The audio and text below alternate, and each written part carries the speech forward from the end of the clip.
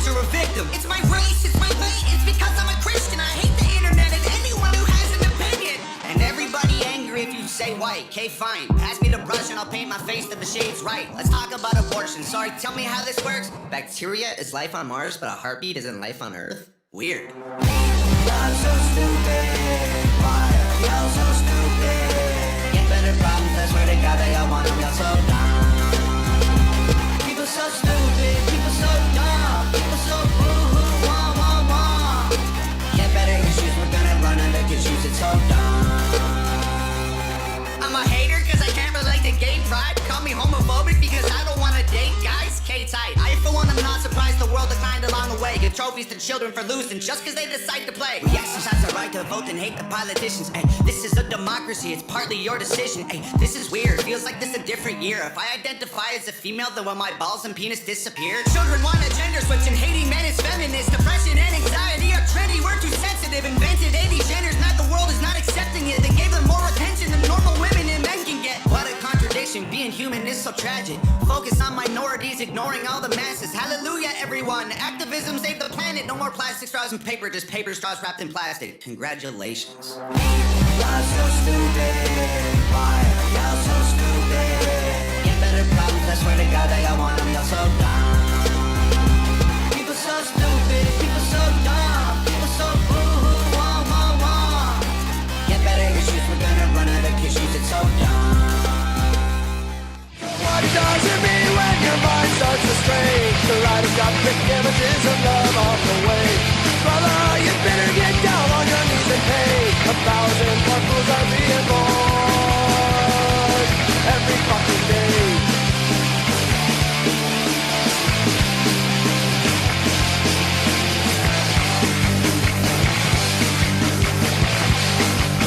Tonight's show is brought to you by... Hey, what's up, y'all? It's the Texas terrorist, Longhorn Flannigan, for the Whac-A-Troll app. You've been watching me kick ass in wrestling rings, steel cages, and backstage brawls all around the world for 35 years. So you know when I mean business, I mean blood. And me and Whac-A-Troll mean business. Now, I ain't too good with computers, but when I found out about internet trolls, I got hopping mad. You mean to tell me some scrawny little punk from California or something's gonna go on the computer and make fun of me? Longhorn Flannigan says hell no to that, brother. So if you're fed up with these internet trolls trying to argue with you on the computer and you want to teach them a lesson in respect, get yourself the Whac-A-Troll app today. Whac-A-Troll links your trolls up with a real tough guy in their area to finish the fight for you in real life. Hell, and maybe you'll even get me, the Texas terrorist, because I ain't just the spokesman, I'm a registered troll whacker, and I can't wait to put some internet troll in the cattle stunner for you.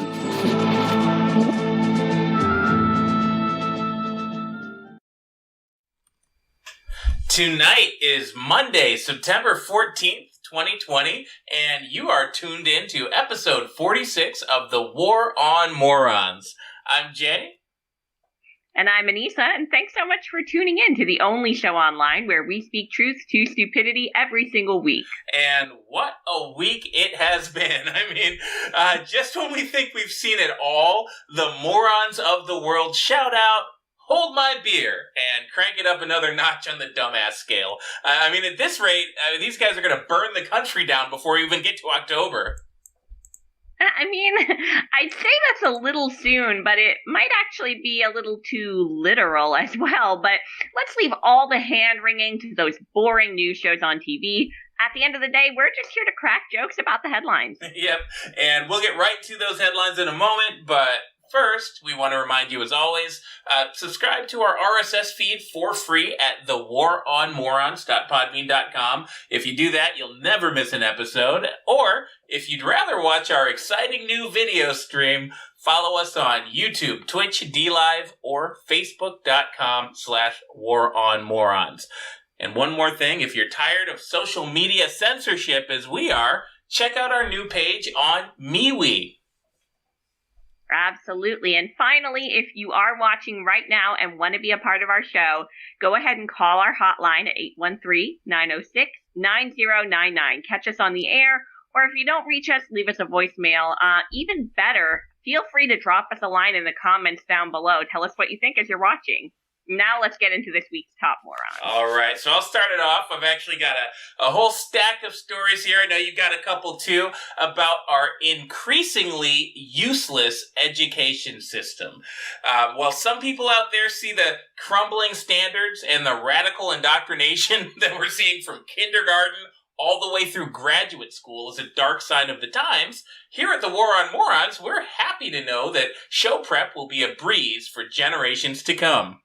And one of our nation's largest and supposedly most prestigious university systems is doing its part to contribute to the degradation of intelligence by banning standardized testing in deciding undergraduate admissions.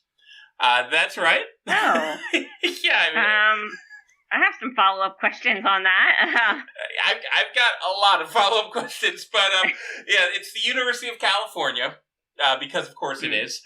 They are not allowing applicants to submit SAT scores or ACT scores. I mean, do they demonstrate those skills in other ways? I mean, look, I'm not like the biggest, fan of standardized testing, but I mean, if they're not using those metrics, then how do they decide who gets into the school? I mean, do they have like a sorting hat or something? I mean, what happens? I'm guessing they just run a DNA test and maybe quiz you on your sexual history to see how much of a victim you are. Like, I mean, who cares about your grades? Who cares about your problem-solving ability, math skills, vocabulary? I mean, all that stuff is completely irrelevant in California. They want to know, are you a multiracial, disabled, homosexual, trans person? Because that's what really matters.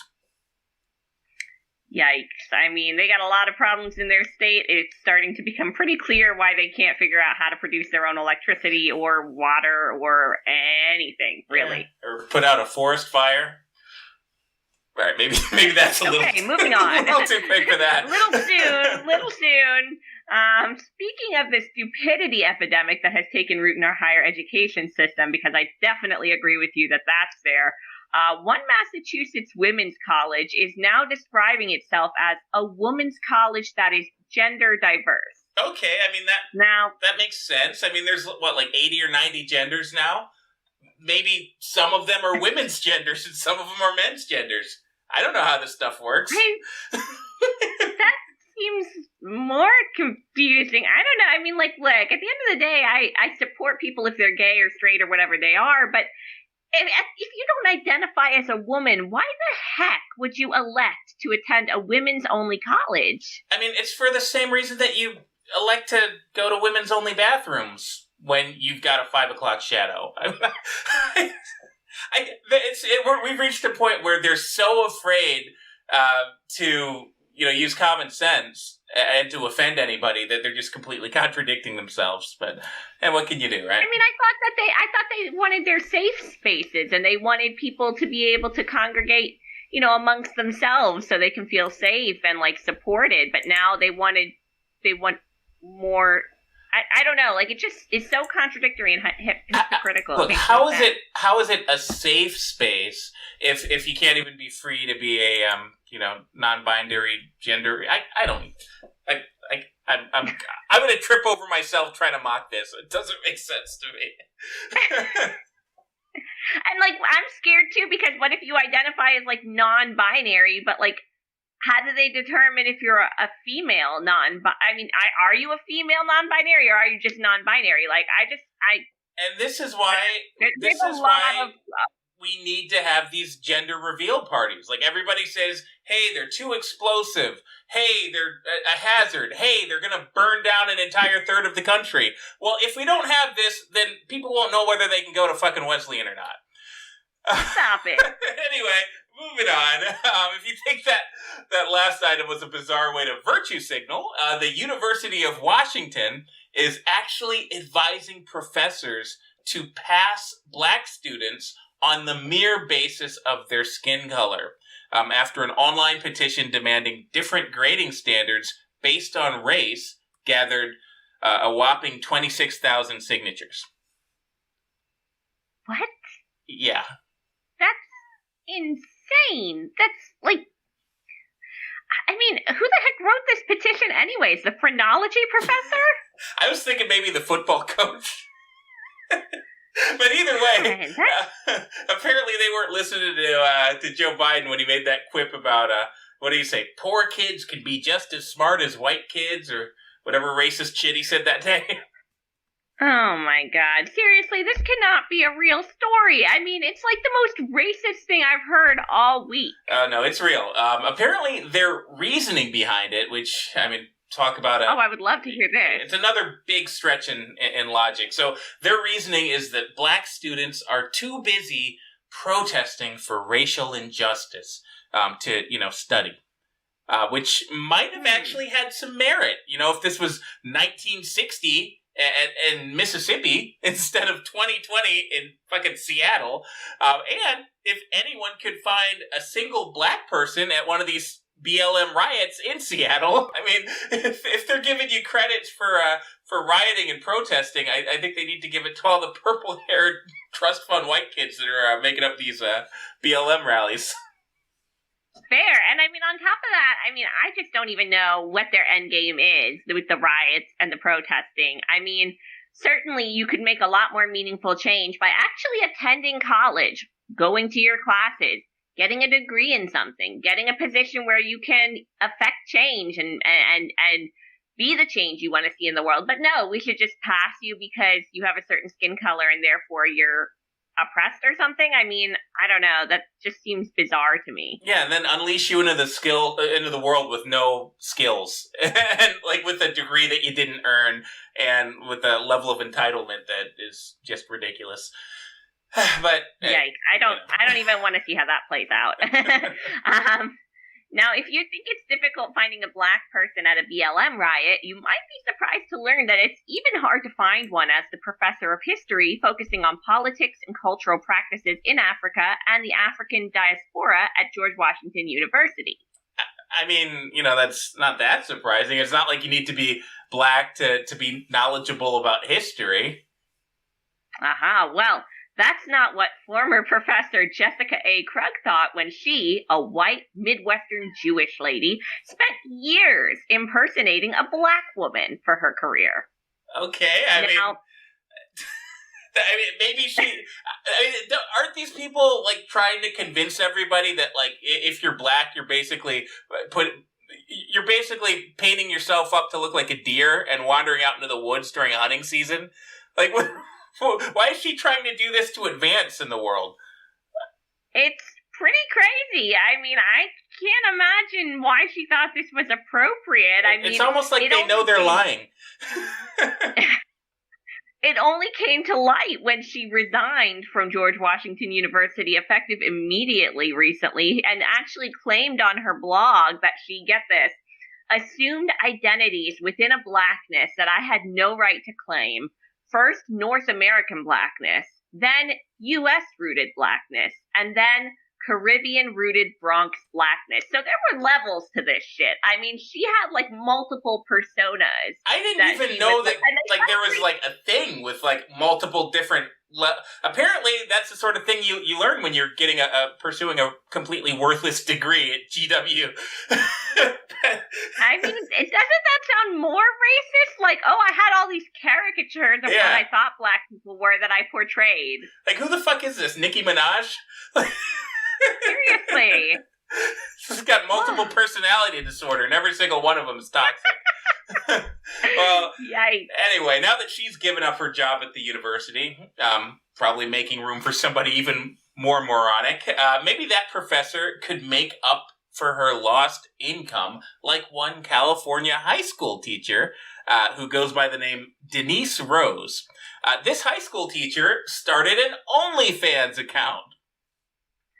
I mean, I wish I could say I'm surprised, but at this point, this is like the least shocking story we've covered so far. Yeah, so I mean, honestly, I'm terribly surprised. These teachers are always complaining about their salaries, and they're saying that they gotta, they're barely paid enough to eat, and yet they've still gotta, reach into their own wallet to buy crayons and slides and whatever other, fucking school supplies that they use these days. But at least this one is doing something about it, I mean, if by something you mean pornographic crowdfunding, then sure. I mean, at least they're 18 and up, right? So... I mean, not the students, but... No, the OnlyFans members. I guess they are. I mean, hey, look, it pays the bills. It did, at least until the students found her account.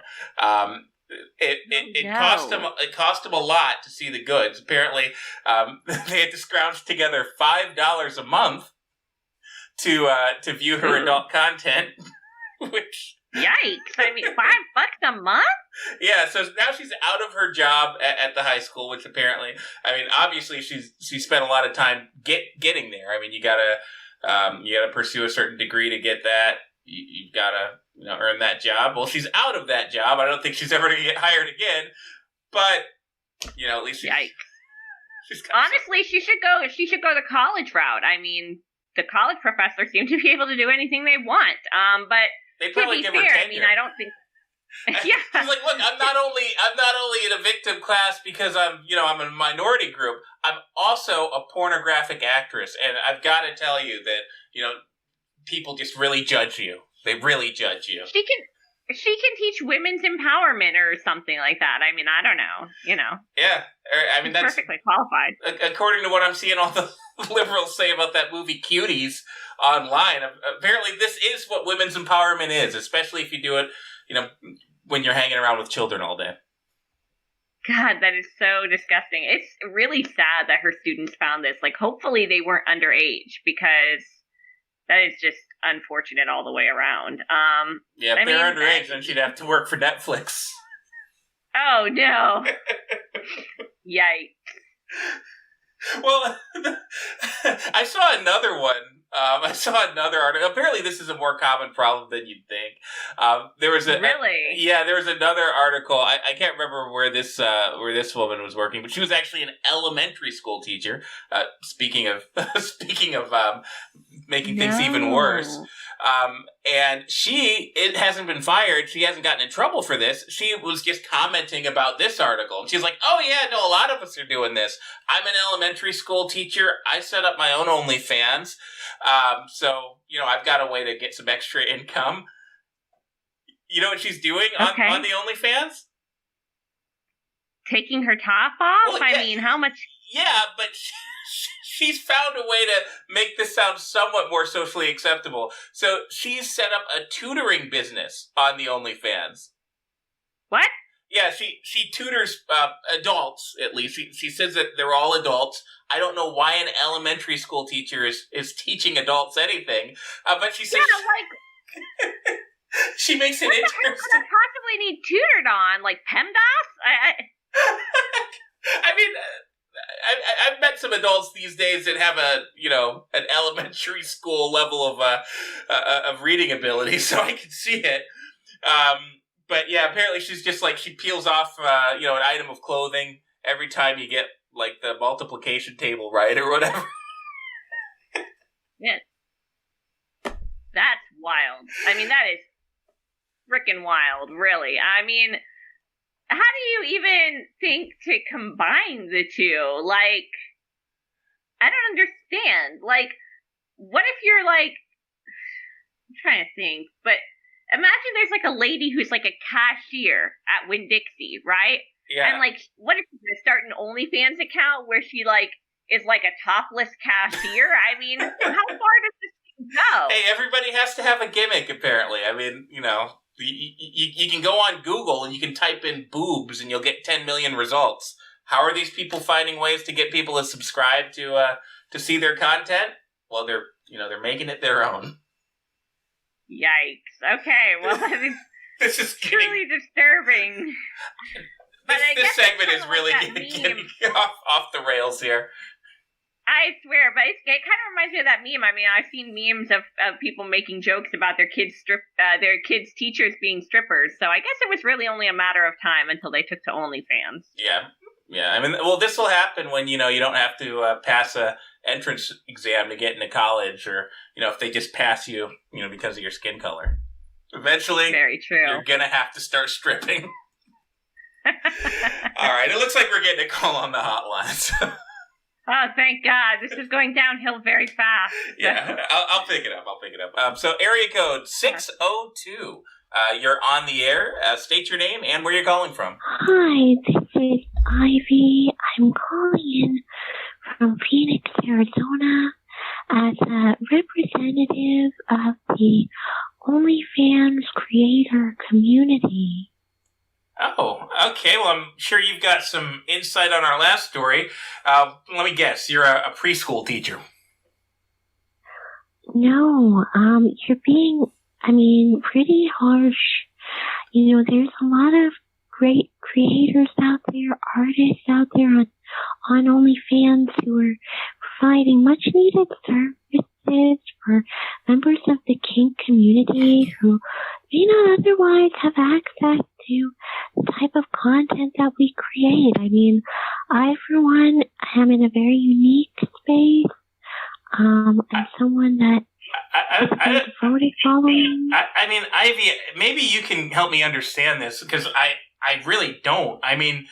People know that they can just go on the internet and basically find any kind of pornography that they want for free.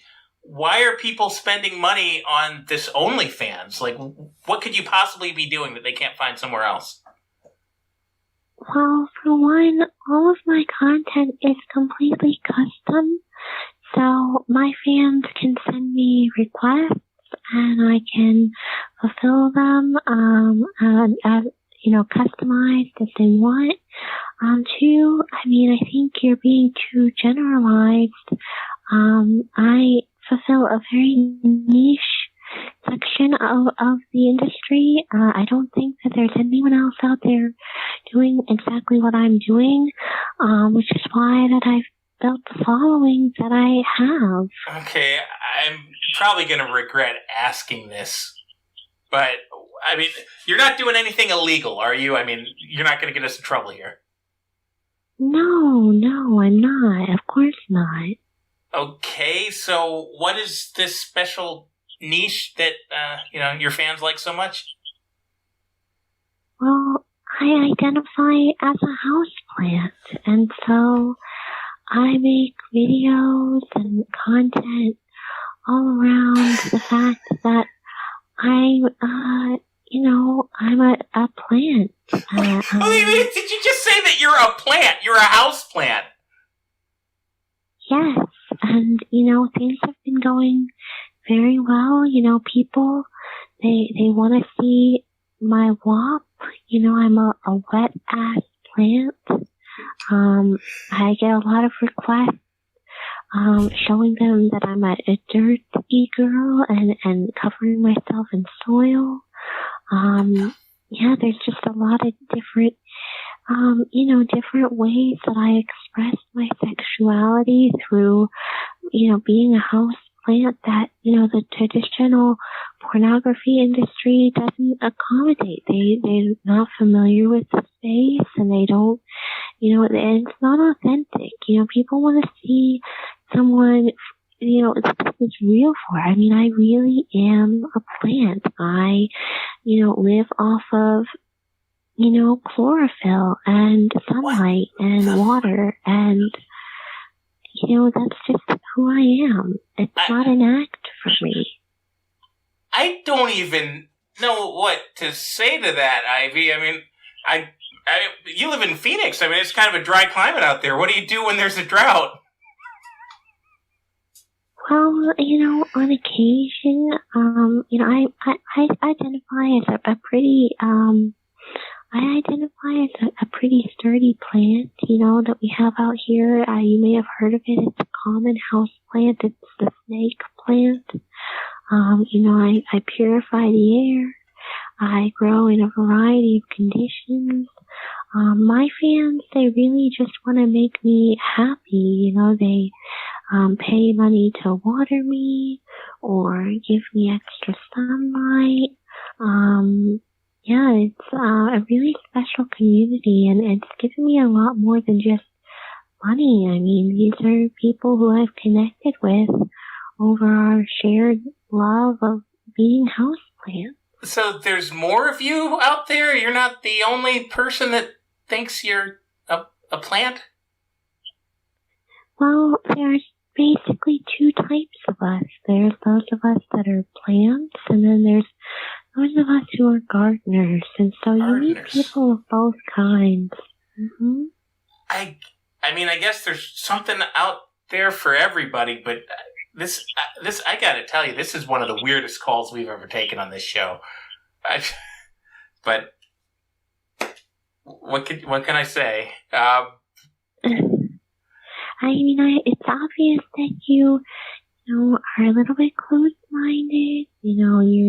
You're not there yet, but I just want you to know that, those of us out there in the OnlyFans creator community, we're really, special. We're not just perverts, who are doing traditional pornography. We're really creators. We're doing something special and creative and different from anything else that's out there. And if you want to, find out more about it, you can subscribe to my OnlyFans at IVWAP.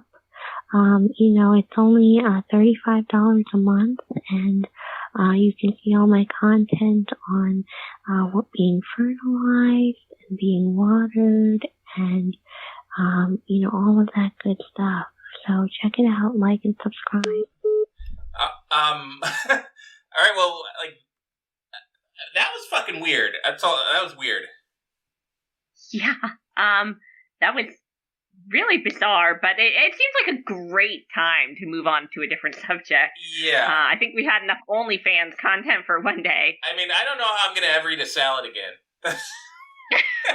Anyway, moving on. So let's dust off our weekly game show. It is time, of course, for Florida or the Field. So we challenge each other, as we've been doing now for, a month at least.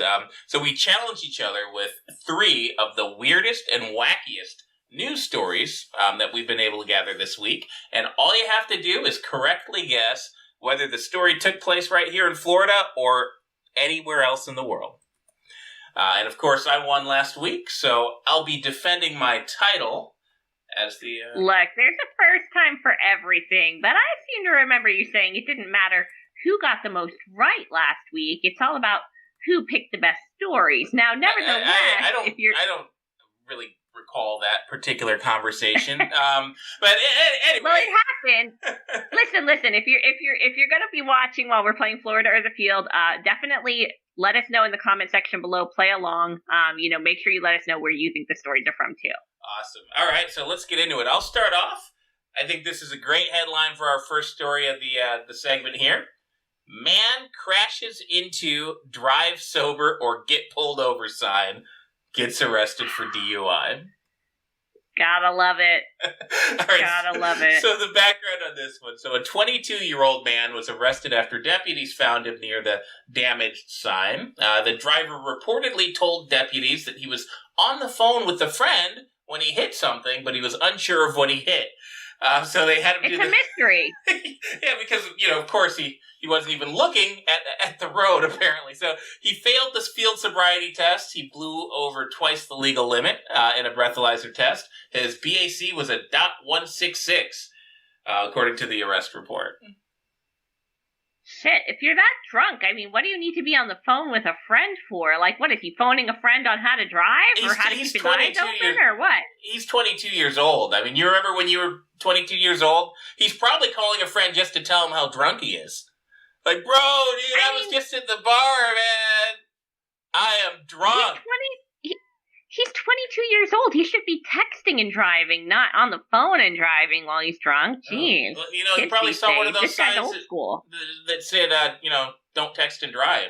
He's a responsible... Yeah, if only he'd seen the drive sober or get pulled over sign, you know? Yeah, well, Oh, you know, man. you're asking a lot. Anyway, what's your guess here? Do you think it's Florida or anywhere else? You know, I think, honestly, I don't think it's Florida because I don't see a lot of those signs here in Florida. I see them sometimes on the light boards, like it says drive sober or get pulled over, but I don't see a lot of, like, specific signs for it here in Florida, so I'm going to go with not Florida. I bet it's like Texas or something. If he was able to hit a light board, that'd be really impressive. But actually, it was right here in Florida. I want to say this is around Sarasota. Yeah, Northport, Florida, in Charlotte County. Unbelievable. Yeah. All right, we're off to a bad start. I think we're off to a great start. That was a great story. Everybody down below, I'm sure you agree. And, you know, I'm essentially winning. Yeah, sure. Okay, well, not after this one. So my story is, man arrested after stealing mail while wearing only his underwear and attacking homeowner. So, backstory on this one is, there was a woman who called the authorities. She told them that she had come outside of her house to find a man in his underwear taking mail out of her mailbox. Okay, now, before you get any farther, I just so I can know if he was endangering the public. I know he was just wearing his underwear. Did it say if he was wearing a mask? Correct. Good question. It did not say. And I think that's the most relevant. But I did not see a mask in his head. Didn't see a mask in his headshot either, so. So he's a monster. Yeah, monster, absolutely. Now, she sees this and she's like, hey, what are you doing? Like, what the heck? Now, the 64-year-old male thief decided to begin yelling incoherently at her and attempted to attack her while she was luckily in her vehicle. So he, like, went up to her vehicle and started, like, attacking her. He swung at her through her car window, but luckily he only hit her with the stolen mail. So this guy was, like, pretty violent. He was, like, pretty hell-bent on, like, the mail stealing. Now, the woman did drive a short distance away to kind of put some space between the two of them because obviously she was kind of scared, but he chased her. So she actually wound up pulling a gun on him, at which point he ran away. All right. Well, I mean, thank God for the Second Amendment. Right? So an old man wearing nothing but his underwear, no mask, and he tries to steal mail, but he gets scared off by the gun. I feel like this can only be in Florida, just because, for one, we've got nudity. That always happens. Two, we've got crazy old people. And three, we've got, mail theft. This is a swing state. He's probably looking for his he's probably looking for a voter registration. But more importantly, it's a stand your ground state. And, this guy almost got capped. So that's my guess, Florida. Damn it. All right, you're right. Yeah, this one was too obvious. All right. You should see this guy's headshot, though. I mean, he looks like Rip Van Winkle, who's confused, and, like, everything you could hope for. I mean, it matches up perfectly with the story. He probably thought it was his mail. Like, that's... He's probably... God damn it! Literally. Why are you trying to take my mail? Lady, get away from me! What are you doing in my house? Jesus, I come out of bed in my underwear just to grab my mail. Anyway, all right, next one. This is another classic. So, man arrested after calling 911 and asking if dispatcher wanted to buy egg rolls. Well, did she? Well, it's not quite that simple. So the headline makes it sound a lot more tame than it was. But it wasn't just one call. This happened, I think it was last week. The police arrested this guy because he'd been calling 911 a lot. So court documents say that he called 911 1,171 times since July 15th. Without having... What? Yeah. So he's called 911 like 1,200 times in the last... I thought if you did it month and a half. You did it once, it was a crime, and they'd come haul your ass off to jail. He did it 1,200 times? Yep, and he hasn't had a single emergency. So on September 1st, he called them 241 times in one day. And then September 2nd, when they finally had enough, he called them 32 times. And during one of those calls, he just called them up, asked if they wanted to buy some egg rolls, and then hung up. So, wow, okay. Yeah, talk about a crank yanker. Yeah, no kidding. Does this guy have a job? I mean, that's a lot of phone calls to make in a day. I think he sells egg rolls. I can just imagine this guy, like, sitting at his desk at work, like, looking to see if anybody's around. Nobody's around. He's like, haha, working from home perks. Like, calling up 911 all day. Like, boss is probably like, where's my frickin' reports? But, hey, I'm glad they caught this guy. I think that this is not Florida, because this is clearly a state where if you call the police, nobody's going to show up, whether you're a criminal or not. So I think not Florida. Yeah, you're right. Good reasoning, too. If he'd done this in Florida, good chance he'd be shot by now. Right? I mean, and honestly, I don't think anybody would protest it. Nobody would protest. They'd be like, you know what? George Floyd, that was a tragedy. That dude in Milwaukee, tragedy. That chick in Kentucky, she was sleeping. This motherfucker, he would not stop calling you ever get called from, like, telemarketers or, like, bill collectors? Right. And it's just every single day, even if they only call, like, 3 or 4 times. It's, like, really infuriating. He's tying up emergency services. He's called them 200 or 300 times a day. I just I wonder what the hell his other calls were like. Like, the egg roll was the last straw. Clearly the egg roll was like, you know what? We have to get this guy. He probably asked him if their refrigerator was running. Every other call, they were just like, oh, haha, okay. Like, what? Is your refrigerator running? Maybe you should go catch it. Stop it. Okay, you know what? We're back on track here. Is Amanda there? Amanda, hug and kiss. Stop. Oh my god. Okay, so this had... Just so you know, the guy was in Memphis, Tennessee. It was like some old Asian guy.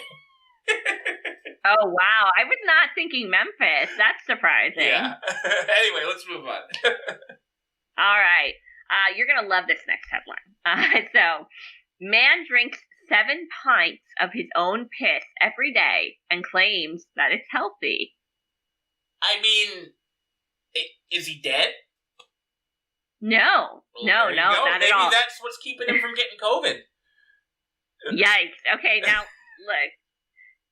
I don't want you getting any ideas, first and foremost. Second of all, let's get into the backstory on this, because this goes to show that maybe not everyone needs their own live stream YouTube channel.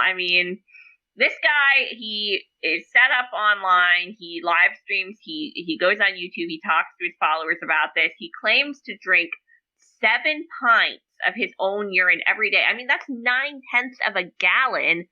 How do you even produce that much? I don't know. But he claims that it's the body's own vaccination. He never gets sick. He only has to sleep 4 hours a night. And that's not all, folks. He also shoots pee into his ears using a syringe, puts piss in his eyeballs, and rubs it onto his skin as well. So there you go. Fuck! Talk about a piss boy. What the... Jesus Christ, I don't even know where to start with this guy. So he's like bathing himself in this. He's scrubbing himself internally. 7 pints. 7 pints.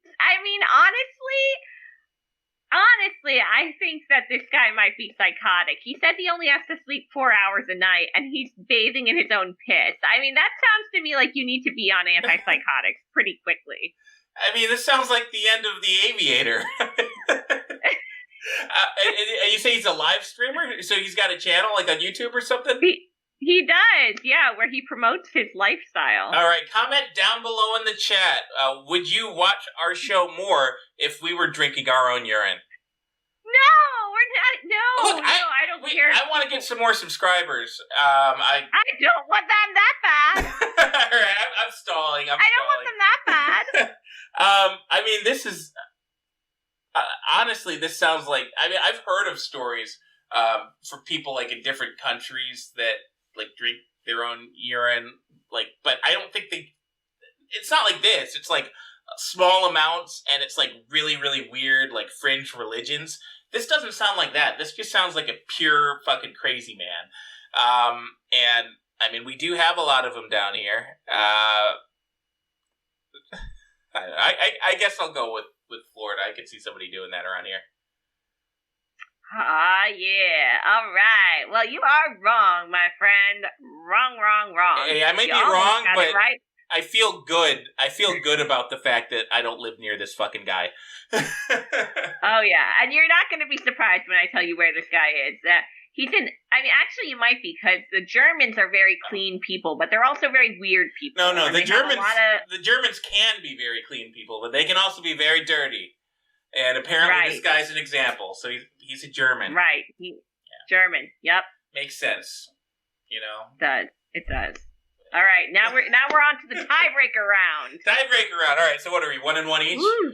All right. 1 and 1 each. I've got a good one here. This is kind of a stupid criminal story. So, man tries robbing gas station with note. Fails. What did the note say? Well, that was the problem. So the man, he is facing second-degree felony charges after he attempted to rob a convenience store using an illegible note on a napkin on Friday. So it's a 46-year-old man. He went to a store late night. It was like 1 a.m. Surveillance video shows that he grabs a napkin from the hot dog kiosk. He asks the clerk for a pen to borrow. So, you know. No, it's not a good sign. I mean, that should have been like red flag number 1. Yeah, right? I mean, there's nothing good 1 that can happen man next. needs to borrow a pen.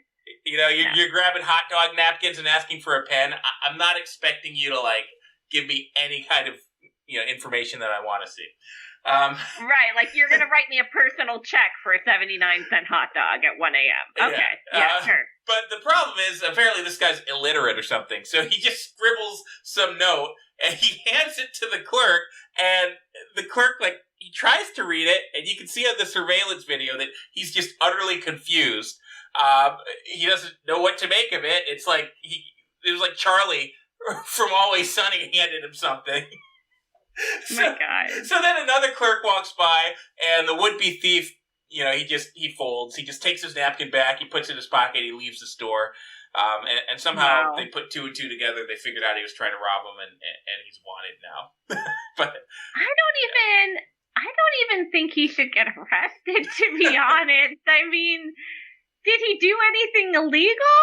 I mean, you can't prove that he did, because if you take the note into evidence, I don't think anybody's going to be able to read it. I want to see the what note. If he was asking, what if he was asking for help? What if he was like, I'm being held hostage. I was kidnapped at age 15. Please help me. And I never went to school, so, like, I can't read or write. Help me. I went to school at University of Washington, and they never made me pass any tests. Oh, my God. I just want to see... so I honestly... I was saying, I want to see the note. I'm but... picturing he's got, like, a stick figure, and he's got, like, a gun, and maybe a $ sign if he knows how to do that. I don't know. What's your guess? Oh, my God. This has got to be Florida. If this is not Florida, I don't know what I'll do. All right, so it is Florida. Of course it's Florida. Where was this in Florida? It was in St. Augustine. And the guy definitely looks like he can't read. His mugshot, he's like cross-eyed and everything. But yeah. Whoa. We got to fix that education system. Otherwise, how will they ever stage these robberies? Yikes. Okay. Right. Well, that was a good one. That was a really good one. Now, I have another stupid criminal story. This guy actually got away with something. I mean, he didn't get away with the crime, but he did manage to successfully rob the place he robbed. So, he's got a leg up. All right. Here we go. Man robs pizza restaurant right after applying for a job there and unsurprisingly gets caught. So, the story goes that a 22-year-old went into a pizza restaurant. filled out an application for a job with all of his personal information on it. I mean, his name, his address, his phone number, everything about him, right? Now, he was apparently had a change of heart because he saw a jar of tips, like a jar of change on the countertop, and decided that a life of crime was maybe right for him after all. So he stole it by threatening an employee with a knife. Well, maybe he was just, like, you know how when you get to the end of an interview and they ask you that question, like, hey, do you have any questions for me? And then, like, if you're really aggressive, you're like, yeah, when do I start? Like, right. Maybe he was just trying to be really aggressive in the interview and showed that, like, you know, he already considers himself an employee. He's like, you know what? I'm taking the tips because I am on the staff. I'll see y'all tomorrow. You know, I think it's a long shot, but honestly, at this point, nothing would surprise me anymore. I would love to be able to interview some of the morons we cover in our show and find out what their thought process was. But I think it was a lot simpler than that because he made off with the $220, so it was like that's a tip pretty. jar. Yeah, that's good. Yeah, I was thinking there'd be like $5 in there or something. Right, I'd want the job more than the tip jar if I thought you could make $220 a night. Yeah. But, you know, that's just me. But he left behind not only the filled out application, but also a bag that had multiple items with his name on them, as well as syringes and other suspected drug paraphernalia, like razor blades and cotton swabs. So, you know, more likely he wasn't trying to nab the job, and he just decided he'd rather nab some heroin. You know. Yeah, or he's like a meth head, or he's on heroin or something, and he put way too much thought into this caper. You know, he's like, all right, here's the deal. I'm going to distract them. I'm going to go in there. I'm going to print up a resume. I'm going to be the employee that they want. I want to fucking hit them with that razzle dazzle in the interview. I'm going to have them they're going to be so excited thinking about, you know, they want to hire me. And then next thing you know, I'm just going to snatch the tip jar and I'm going to run out. That's probably exactly what he was thinking, yeah. These are the schemes of the drug addicts. Wow. I can't believe it reminds me of like Sir Digby Chicken Caesar. Oh man. Okay, so I can't believe he robbed somebody at knife point for a tip jar. I don't care if there's $200. I think that's actually the key. So I would say Florida because this does sound like one of these Florida man stories. But who the fuck tips that much in Florida? I mean, no. I don't know about that. I'm more thinking, like, if you're going the route of, like, Floridians have guns, I mean, not a lot of heroin addicts do. I mean, if they did, they'd probably sell them to their dealer for drugs. So yeah, it'd be a lot easier to just, you know, rob somebody at gunpoint. Yeah, well, yeah. I'm going to say this happened. I'm going to say this happened somewhere in the Midwest where people are a little bit more generous with the tips, and where there's, the criminals aren't as good. So that's my guess. I'm guessing not Florida. Damn it, I tried to sway you there, but yeah, you're right. So it's a tie. It's a tie, I think, our first tie. But yeah, this was in Pennsylvania. Oh, that's pretty close. I mean, not exactly the Midwest, but, you know, it's Big Ten country. Yeah. All right, so hey, 2-2 tie. We did pretty good. Pretty respectable. Yeah, I like that one. I'll take a tie. I'm not mad at it. Oh, hey, look, we're getting a 212 area code. That's rare. Nice. All right, okay. We're getting a call in. Right. Hopefully it's not from the East Coast Network or something. All right, let me pick this one up just in case. Hello, caller. You're on the air. Tell us your name and where you're calling from. Yeah, this is Mark the Shark Santini. I'm calling you from Midtown Manhattan, New York City, USA, baby. How are you? I'm good, Mark. What made you decide to call into the show? What makes me decide to do anything? When I wake up in the morning, I say, Mark, how are we going to make more money today than we made yesterday? And I was listening to your program, and I was inspired. I had to pick up my phone. I had to dial that number, and I had to say hi to the War on Morons Nation. How you doing, War on Morons? Wow. Okay. Well, you certainly got a lot of energy there, Mark. I mean... Absolutely. My question in my line of work, you gotta have energy. If you don't have energy, if you don't know how to project yourself and your personality through the phone, you're gonna be broke really quick, especially in this pandemic environment. I tell you that right now. I can believe that. What do you do? What do? I'm Mark the Shark Santini. I know you know me. Maybe I don't know. Maybe you don't watch television, but you go on Facebook, you go on Instagram, you go on Twitter. Yeah. All right, so you know me. It's Mark. You know me, Mark the Shark Santini. I've got the savage sales shark technique. I'm Mark the Shark, but I've got the SHARC technique. I'm all over the internet, baby. I took it over, and that's teaching salesmen all over America how they can be like me. 2 years ago, I looked at my bank account. Guess how much money was in it? I don't know. I still remember to this day, I had $17 to my name. I said, Mark, you are not going to live like this anymore. You can't live the way you want. You can't ride a Lamborghini like this. You can't get a penthouse overlooking Central Park like this. You can't bang the kind of babes that you want to bang like this. You gotta be a shark. So that's what I did. I became, and I like to think about this. It's very important to me that you can envision what you really want to be. So I am a great white shark. And I just happen to be a salesman. You probably see my commercials. You definitely see my Instagram page. You see the cartoon. You know the cartoon. He's a shark, but he's wearing the suit and he's got the phone up to his ear and he's making deals and making cash. Listen, Mark. Listen, I don't know. I've never seen your commercials, but I can tell you, I know exactly who you are. I mean, I've seen people like you all over the internet and in books. You haven't seen anybody like me, baby. Yeah, I have. They're like one of these scam artist people who create some sales course promising people that you can teach them how to sell. Look, if that's what makes you sleep good at night, if that's, I know that you're down there in Florida. I know you don't have the kind of money in the bank that I do. If it makes you sleep good at night to say I'm a scam artist, that's fine. But let me tell you, we're in the middle of a pandemic. It doesn't matter if it's a pandemic. It doesn't matter if it's a lockdown. It doesn't matter if it's a shutdown. It doesn't matter what de Blasio's doing. I'm raking it in. We're doing real estate.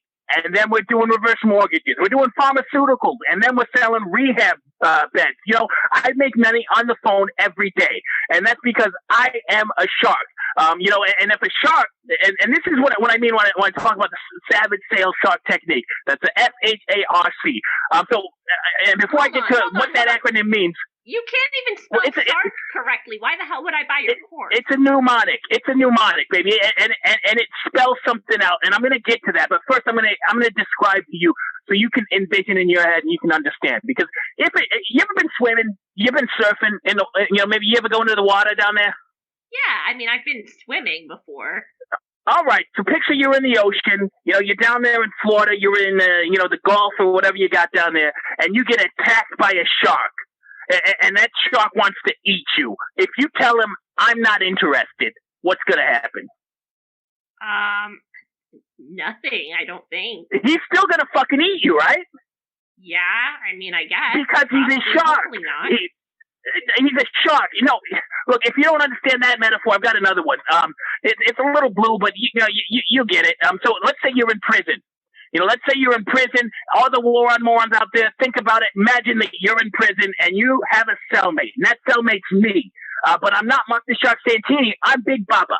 And I decide I want to rape you. And if I decide I'm going to rape you, and I grab you and I say, look here, I'm going to make you my bitch tonight. It doesn't matter if you say, put me on your do not call list, does it? It doesn't matter if you say, hey, you got a wrong number. I'm still gonna ream your ass. You understand what I'm getting at? That's disgusting. Okay, No, it's not disgusting. That's what made me a millionaire at 26 years old, and that is the savage sales shark technique, and that stands for sales happen after reaming customer. So you understand now, right? You got to ream the customer. Got it all wrong. Okay, yes, there's such a thing as persistence in sales, but I'm in sales and exactly. I don't ream my customers. That's outrageous. No, that's why you don't have a penthouse suite in Midtown. Every single day to every single prospect I talk to, I am going to ream their ass because we've got one saying, and you want to know what that saying is? I really don't want to It's know. fuck so. the customer because Wow. we don't give a fuck about the customer. I'm trying to make my future. So if they say, Mark, how can you do that? You do these reverse mortgages. You're taking some old lady's home. You do these pharmaceutical scams. You're taking somebody's retirement savings and you're telling them to invest in some junk. And I say, I don't give a fuck. I'm never going to talk to that guy again. He's not Mark Santini. I am Mark Santini. That's a horrible attitude. You've got a lot of bad karma coming your way. I can't even. I don't even want to keep you on the show anymore because this is ridiculous. I'm a multi-millionaire. I don't care if you're a multimillionaire. You're also a moron. So goodbye. Buy my book. Savage Sales Shark Technique. Buy it. No. Yikes. I've heard of some ridiculous sales gurus online, but that guy is definitely the worst I've heard. Is he even real? He was pretty bad, but I kind of believe him. Look, if I was trying to do a sales job again, I might want to take his advice. It sounds like he made a lot of money. Yikes. He sounds... I don't know. I don't know if he's going to be making that much money for long, if that's how you advertise yourself. Yeah. Speaking of advertisements, he actually reminded me of our good friend Vinny V. That's not a stretch. Yeah. Anyway, speaking of Vinny, though, we got to play his commercial, so let me pull it up. All right. All right, we'll be back in 1 minute. It's me! It's Vinny V, baby! And if that name rings a bell, it's because I've been the premier handicapper at every sports book in Vegas since 1988! And now, I'm taking my talents to podcasting every week on Vegas Victories with Vinny V and Ray Ray Robinson. If you're tired of being bored into a coma by that sanitized plop on ESPN Radio and Fox Sports, and if you want to get your sports news and commentary from a bigoted, foul-mouthed pervert instead, come on, Vinny. Nobody want to hear that foul-mouthed pervert mess, man. Do it over. Rewind it. Shut up, Ray Ray. It's called a niche. We're not exactly going for the Mike and Mike in the morning crowd. Anyway, tune in every Friday night at 7:30 Eastern, exclusively on Anchor.fm/Vegas Victories.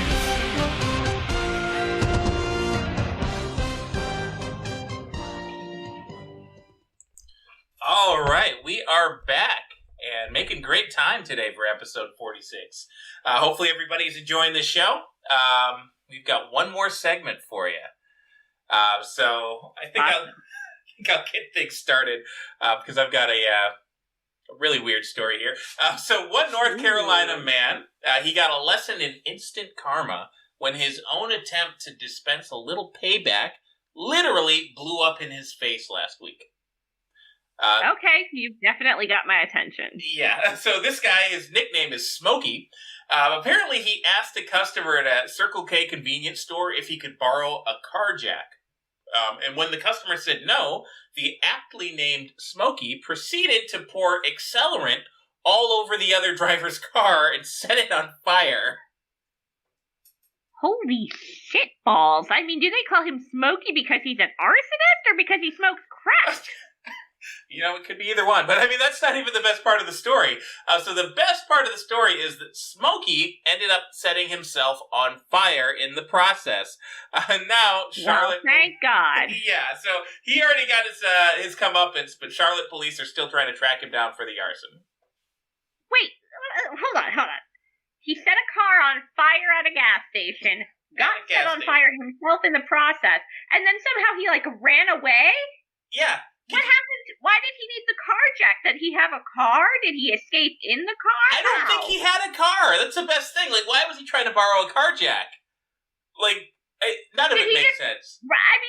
You'd think it would be pretty easy to catch, to find the man who, did this because he'd be the man running away on fire. Exactly. We're not talking about Oregon or Washington here. This is North Carolina. There's probably only, one guy that fits that description. You know what? There's only one answer to my earlier question. This had to be crack because only a crackhead could survive all that and get away. Yeah. I mean, who the fuck does this? Sets himself on fire at a gas station parking lot over a goddamn car jack when he doesn't even have a car. Like, yikes. Okay, that's a lot to unpack. Now, clearly the other Smokey the Bear, still has a lot of work to do when it comes to sending some messages. I mean, you know, you've got to put out a commercial that you shouldn't use accelerants to set people's cars on fire at gas stations. That's a bad idea. And also, you shouldn't use pyrotechnics at your gender reveal party. I mean, after all, that's exactly what caused one of these California wildfires. And it's not even the first time that something like this has happened from a gender reveal party. Yeah, I feel like we hear this story like every few months. You know, somebody blows something up at one of these goddamn gender reveal parties. There's been some great memes on the internet lately. Where, like, it really has. There's one where there's like a nuclear explosion, but they changed the mushroom cloud to be pink. And it's like, it's a girl. Oh, God. I don't understand how it's going so wrong. I mean, think about it. People use pyrotechnics on 4th of July, on New Year's. I mean, they have big celebrations at weddings. I mean, there's all year long. I mean, except for 2020, of course, because of COVID. But, I mean, all year long, there's, you know, thousands and thousands and thousands of celebrations that people have that do or don't involve pyrotechnics. And yet, you don't hear about wildfires being started from any other type of gathering other than these gender reveal parties. I mean, what the fuck is that about? Well, I think it's because, you know, only people stupid enough to think that anybody else cares that much about the gender of their, of their newborn. I don't think anybody is stupid enough to think that anybody cares that much that they want to see a goddamn pyrotechnic show, except for people that are stupid enough to set the neighborhood on fire with the pyrotechnic show.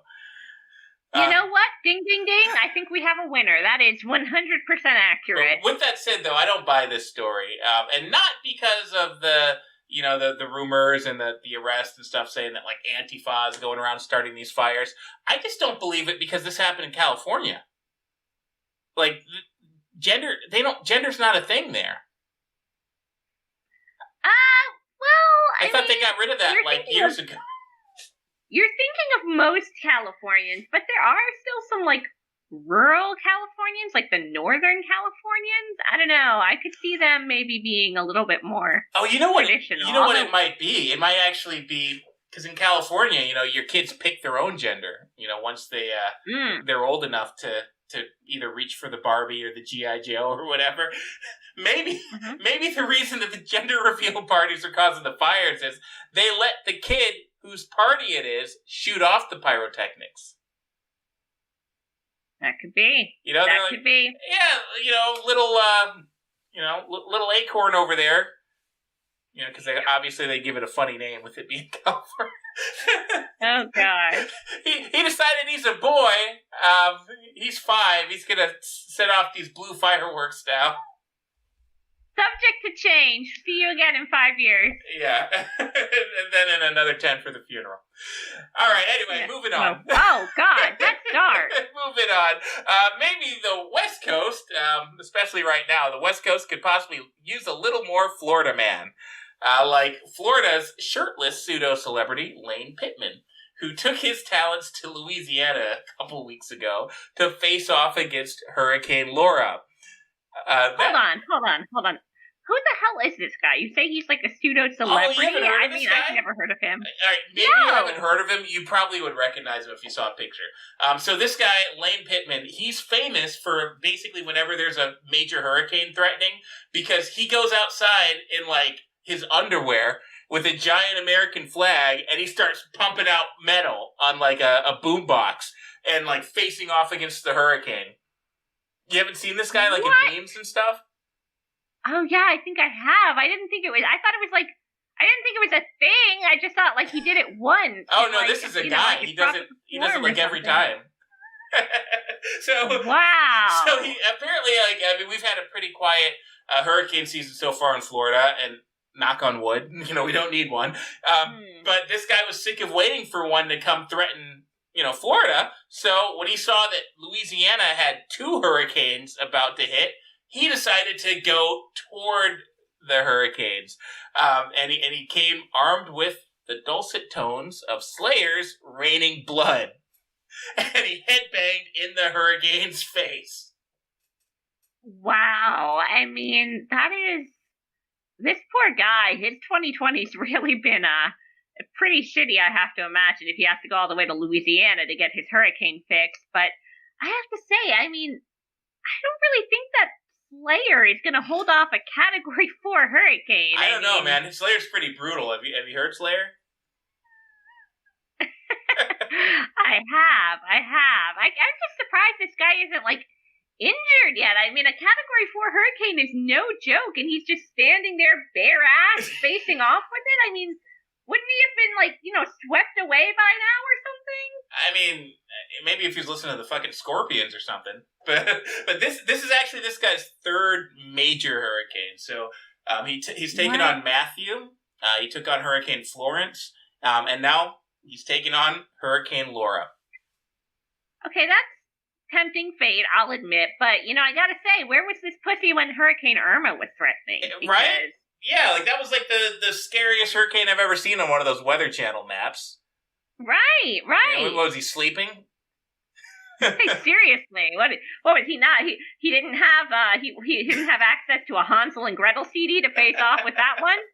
Well, I mean, we can make fun of him, and we should, because he is deranged, and he is quite a daredevil. But the guy actually is helping with charity. He's actually raising money for hurricane relief every time he pulls this stunt. And he did that again with Laura, so. Oh, okay. Well, that's actually, pretty cool. How much did he raise from doing this? I'm just curious. Altogether?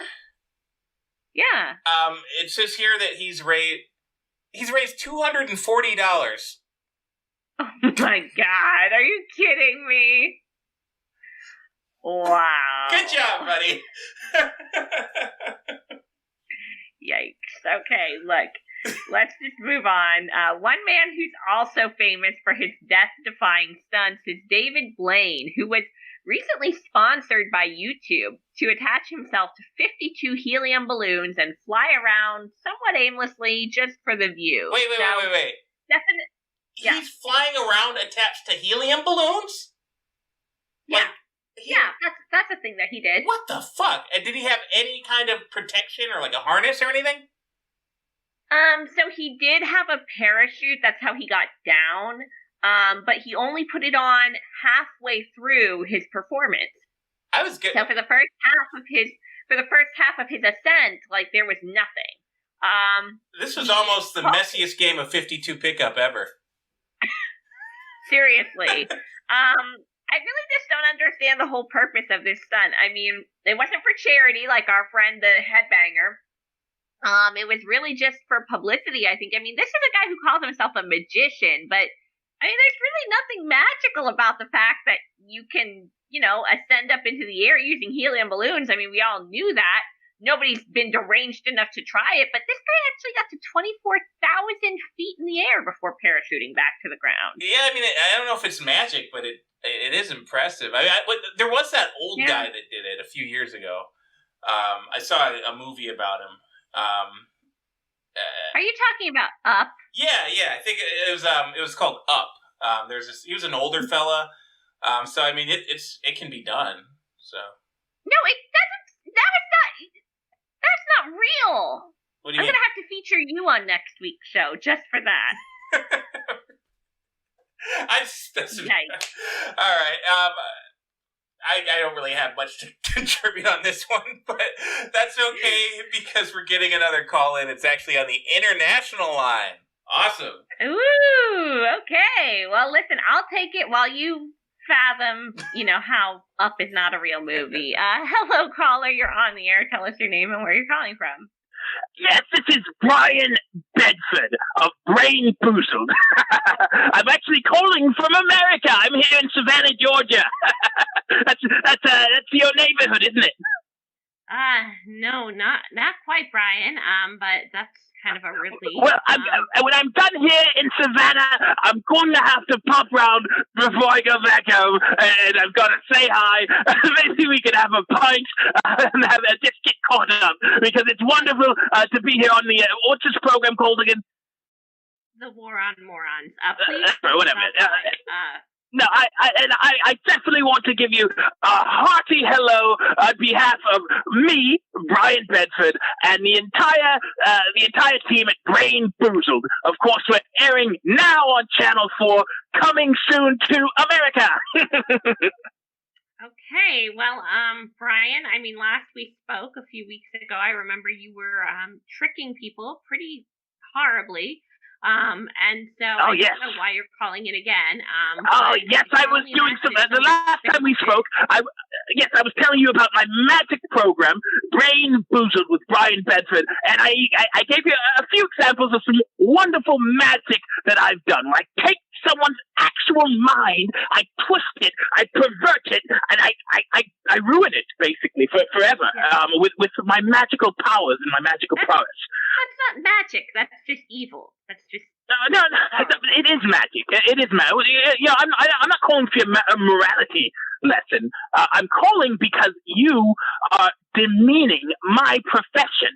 You know, you're speaking of that third-rate stuntman, David Blaine.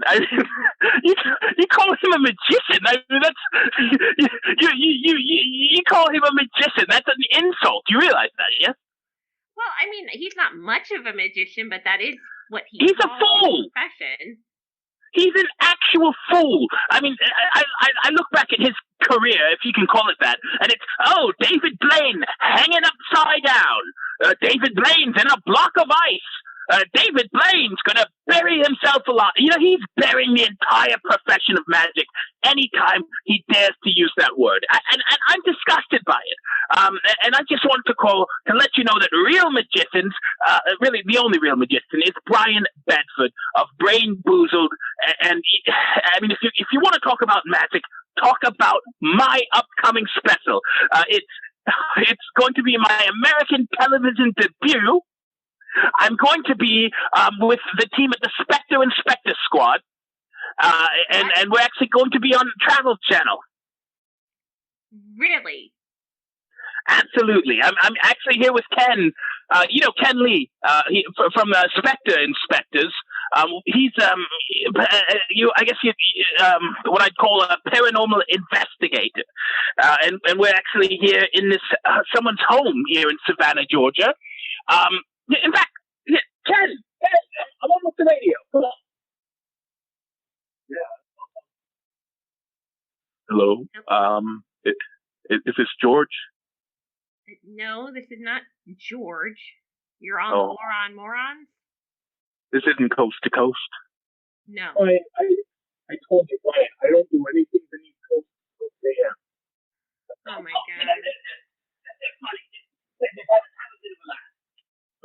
Okay. Well, yeah, this is Ken from Spectre Inspector Squad. We're prepping for the most outrageous Halloween special that you'll ever see on Travel Channel. We're actually teaming up with this magician from, he's a mentalist from England. His name's Bryan Bedford. It's called a brain-boozling haunting. It's going to be really great. So make sure you tune in on Travel Channel. We're going to be doing it live on Halloween. What is a brain-boozling haunting, I have to ask? Oh, well, his magic tricks, he calls them brain-boozlings. It's really, he kind of haunts someone's mind, I guess is what he said. He set the whole thing up. We're just paranormal investigators. Of course, you've seen our program. Spectre Inspectors.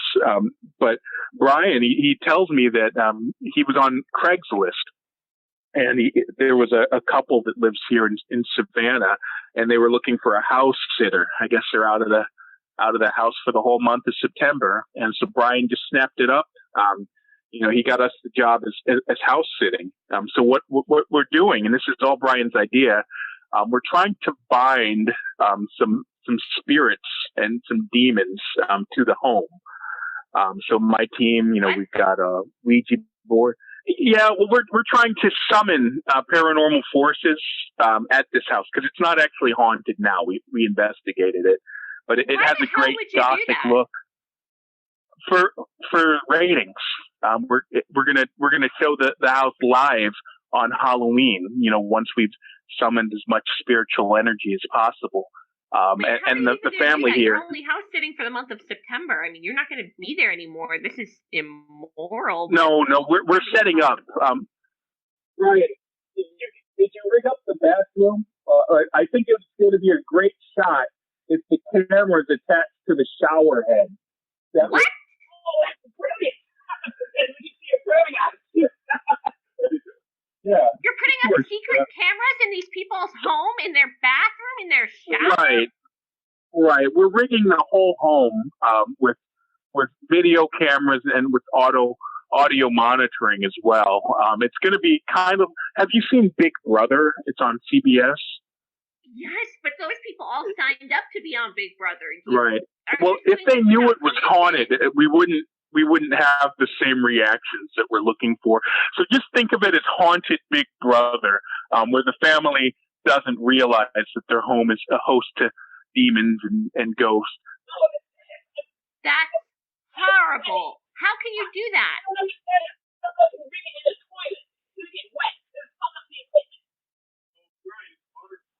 did you say? I'm sorry. Put a camera in the toilet? Yeah, we did a séance in the bathroom. Actually, right a little bit before you called. Did you call or did he call you? I don't know. Anyway, my team, we were summoning a bathroom demon. Because we've got a sponsorship with the toilet paper company. They make a really good product. They're called Real toilet paper. That's REEL. Stop it. I don't want to hear about your sponsored toilet paper. Well, if you use the promo code Spectre Inspector, you can actually get 25% off your first order, and it's made out of bamboo. So it. No, that's just hold on. Great. Hold on. So, Brian, make sure. I don't know the combination of the gun safe. I mean, hold on. Brian's having it here. Actually, you talk to him for a minute. Great. Anyway, I saw you speaking to Ken. He was telling you all about our bang on Halloween special. Does it not sound marvelous? No, it does not, Brian. I take it these homeowners have no idea that you're infesting their home with demons. Absolutely not. And, I'm not sure, because personally, I'm a little bit of a skeptic. I don't know if demons are a thing or ghosts are a thing, but I'm actually, and Ken doesn't even know this, so don't tell him, I'm actually rigging up some special effects myself. Oh my God. You know what? Regardless of if demons or ghosts are a real thing, Brian, spying on someone definitely is a thing. You can. Oh no, it's going to be great. Hold on, Kenny, watch out! That's explosive. Hold on, I gotta. He doesn't know there's pyrotechnics in the toilet. Hold on. Oh my God! That's enough. That's. I'm cutting this call. No more. Oh my God. It's gonna blow the toilet wide open. When he sucks, they don't flush it. They just think it was a poltergeist or something. Stop it. Why do we need to do that? You and your demons. Anyway, make sure you tune in. Travel Channel. It's going to be live on Halloween. It's a haunted Brainboozled. It's going to be fantastic. Fucking awful. Okay, goodbye, Brian. Okay. What the fuck was that? That guy's. There's something wrong with that guy. I mean, he's not a magician. There's a lot of stuff wrong with that guy. He's a psychopath. I mean, he's not. He's setting cameras up in somebody's house. He's clearly just trying to spy on them. I mean, how the fuck can you set a camera in somebody's shower? That's insane. I mean, honestly, at this point, I feel like just the fact that he told us he's doing this, are we liable in some way for this? I mean, it feels wrong. It feels dirty. And I don't even know what to make of that other fucking creep. I mean, I don't know if I believe in, demons and ghosts and everything, but I don't think that you should be trying to summon them and what do you say? Bind them to the house?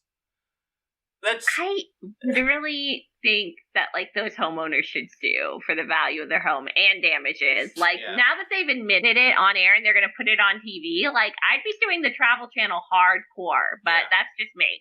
I don't know. I don't even know what to make of it. But hey, maybe we'll get to watch it next month. Did you say is sometime in October, right? Oh yeah, I'm definitely checking it out. I mean, there's no way I'm not watching that. So we know somebody that's on TV. Anyway, that's pretty much all we've got this week. Thanks everybody for tuning in. We'll see you next Monday, same time, same channel. Have a good one, everybody. Bye. You better get down on your knees and pay. 1,000 more fools are being born.